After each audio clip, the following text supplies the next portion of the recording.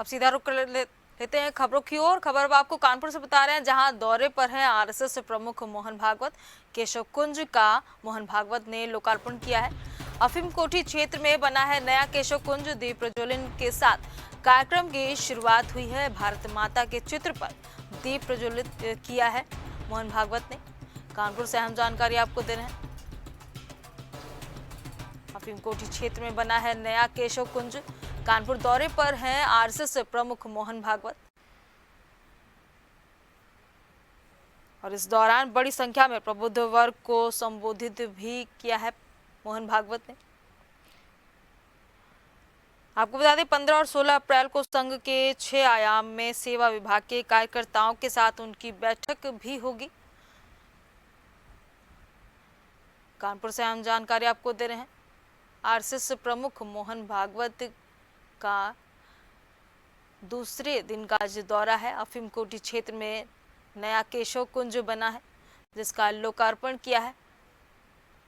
और इसी खबर पर ज्यादा जानकारी के लिए हमारे साथ हमारे संवाददाता दीप त्रिवेदी जुड़े हुए हैं। दीप त्रिवेदी, जिस तरीके से आरएसएस प्रमुख मोहन भागवत कानपुर के दौरे पर हैं और केशव कुंज का उन्होंने लोकार्पण भी कर दिया है, और उनके अन्य कार्यक्रमों के बारे में हमारे दर्शकों को बताएं। दीप त्रिवेदी जी। देखिए, अभी केशव भवन का उद्घाटन हो गया है। अम्बेडकर हॉल बना था, उसका भी उन्होंने उद्घाटन कर दिया है। अब वो केशव भवन के बाहर ग्राउंड में आ गए हैं, जहाँ पे एक पंडाल बना हुआ है। वहाँ पर वो लोगों को उद्बोधन कर रहे हैं, उनके उद्बोधन सभी लोग सुन रहे हैं, और वो समाज में किस प्रकार से लोगों को अपने काम करना चाहिए, अपने दायित्व को समझना चाहिए, इन सभी मुद्दों को लेकर वो अपना स्पीच दे रहे हैं। और उनका ये मानना है कि समाज का प्रत्येक व्यक्ति अगर जुड़ा रहेगा, अपने अपने कर्तव्य निभाता रहेगा, तो अपने समाज का उत्थान होगा और समाज के हर व्यक्ति को उसका उत्थान होगा। जी त्रिवेदी जी, जिस तरीके से 17 अप्रैल को मोहन भागवत की एक बड़ी बैठक करने जा रहे हैं तमाम मुद्दों को लेकर, जैसे पर्यावरण, नागरिक कर्तव्य, सामाजिक समरसता, इन तमाम मुद्दों को लेकर उनकी बड़ी बैठक होनी है। उस बैठक को लेकर क्या अपडेट है दीप त्रिवेदी जी?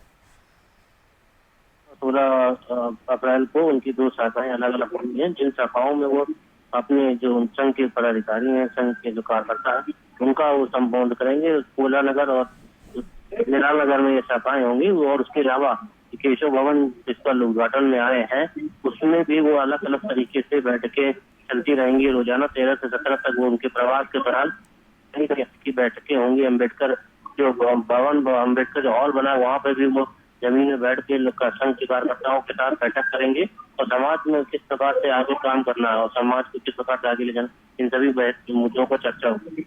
ठीक है दीप त्रिवेदी जी, आपका बहुत बहुत शुक्रिया हमारे साथ जुड़ने के लिए और तमाम जानकारी हमारे दर्शकों तक साझा करने के लिए। कानपुर से अहम जानकारी आपको दे रहे हैं, जहां आरएसएस प्रमुख मोहन भागवत आज कानपुर दौरे पर हैं और कई कार्यक्रमों में अब शिरकत करेंगे। साथ ही प्रमुख अहम बैठक में भी शामिल होंगे मोहन भागवत।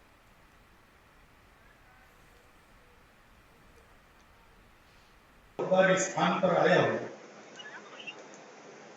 लेकिन इस स्थान के सामने ऐसी भीड़ कभी नहीं देखी। रास्ते की भीड़ होती, उसका कारण स्वाभाविक है, लोकार्पण होगा।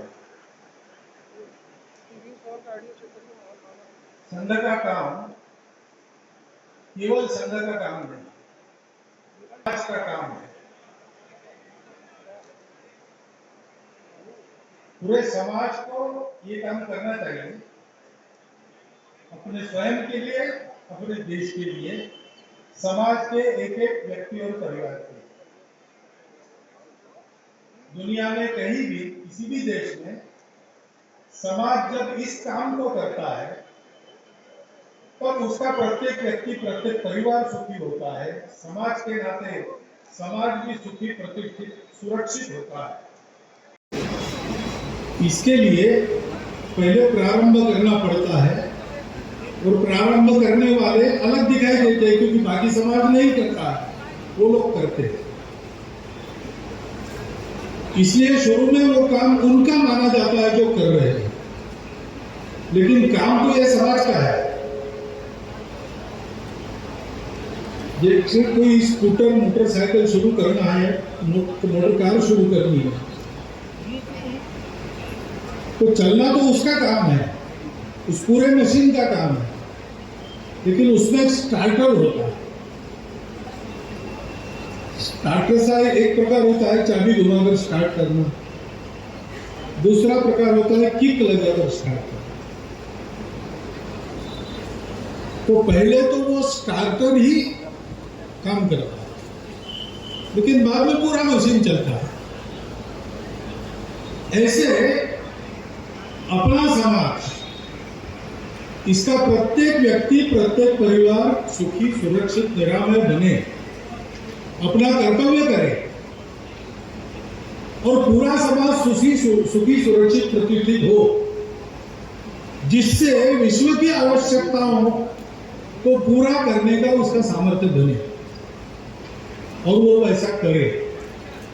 करने के लिए आवश्यक जो यांत्रिकी की बातें हैं, टेक्नोलॉजिकल बातें हैं, वृत्त लेना देना, सूचना लेना देना, भांडार में पुस्तक उपलब्ध रहना, ऐसी सब बातें तो यहाँ होगी, परंतु कार्यालय का जो भावात्मक स्वरूप है वो मुख्य बात है। आप किसी भी संघ कार्यालय में जाएंगे, आपको प्रश्न पड़ेगा